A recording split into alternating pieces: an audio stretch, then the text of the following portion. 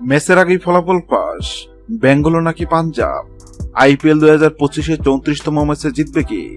ভবিষ্যৎবাণী করল জেতি সিটিয়া। পাঞ্জাব নাকি বেঙ্গালুরু? আইপিএল 2025-এর 34তম ম্যাচে জিতবে কি? তা নিশ্চয়ই আগেভাগে বলে দেওয়া সম্ভব নয়। তবে বা সেই কঠিন কাজটি করে দেখাবে জেতি সিটিয়া। আইপিএল 2025-এর 18তম আসরের 34তম ম্যাচে আজ 18 এপ্রিল রাত 8টায় মুখোমুখি হবে আসরের সেরা দুই দল বেঙ্গালুরু ও পাঞ্জাব। আইপিএল 2025-এর শিরোপা জিততে দুই দলই শক্তিশালী স্কোয়াড সাজিয়েছে এবং বেঙ্গালুরু তাদের প্রথম 6 ম্যাচের মধ্যে 4 জয় ও 2 পরাজয় নিয়ে পয়েন্ট টেবিলের চতুর্থ স্থানে আছে।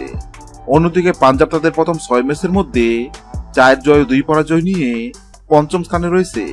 আইপিএল এ এখন পর্যন্ত বেঙ্গালুরু ও পাঞ্জাব মুখোমুখি হয়েছে 33 বার।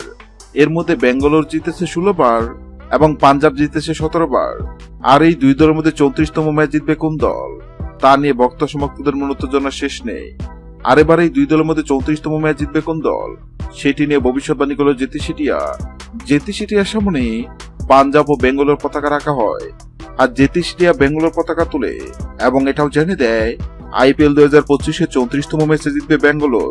হ্যাঁ দর্শক, আপনাদেরকে বলছে, আপনাদের মনে হয় আইপিএল 2025-এর 34তম ম্যাচে বেঙ্গালুরু নাকি পাঞ্জাব কোন দল জিতবে? অবশ্যই কমেন্ট করে জানাবেন। ভিডিওটি ভালো লাগলে লাইক দিবেন এবং সাবস্ক্রাইব আমাদের চ্যানেলের সঙ্গে থাকবেন। ভিডিওটি দেখার জন্য আপনাকে অসংখ্য ধন্যবাদ।